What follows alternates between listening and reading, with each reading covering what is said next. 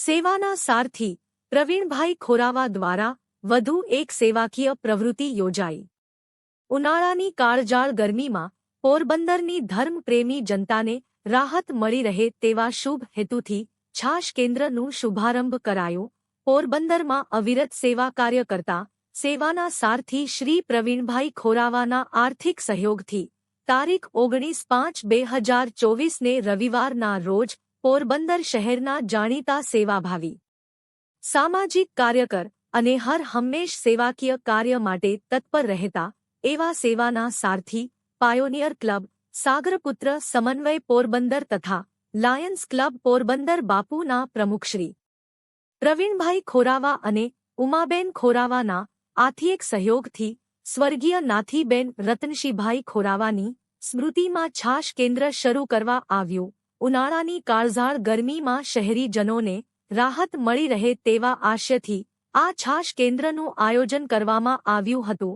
આ છાશ કેન્દ્ર સંપૂર્ણ ઉનાળા દરમિયાન સ્થળ લીમડા ચોક શાક માર્કેટ સામે ભદ્રકાલી મંદિર પાસે નિઃશુલ્ક છાશનું વિતરણ કરવામાં આવશે। આ છાશ કેન્દ્રનું ઉદ્ઘાટન પોરબંદર શહેરના જાણીતા તબીબ ડોક્ટર સુરેશભાઈ ગાંધી સાહેબ, સામાજિક કાર્યકર રામદેવભાઈ મોઢવાડિયા, ડોક્ટર ગઢવી સાહેબ, સંસ્થાના પ્રમુખશ્રી પ્રવીણભાઈ ખોરાવા, શ્રીમતી ઉમાબેન ખોરાવા અને લીલાબેન મોતીવ્રસના હસ્તે કરવામાં આવ્યું હતું।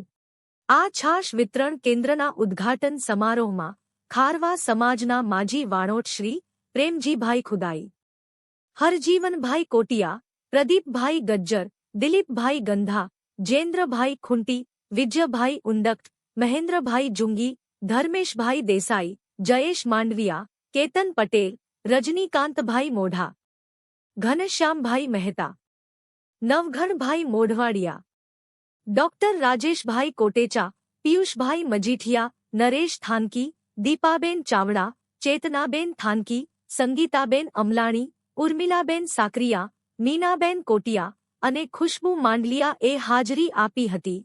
ત્યારે સેવાના સારથી શ્રી પ્રવીણભાઈ ખોરાવાની આ સેવાકીય પ્રવૃત્તિઓને પોરબંદર વાસીઓએ પણ ખૂબ બિરદાવી હતી।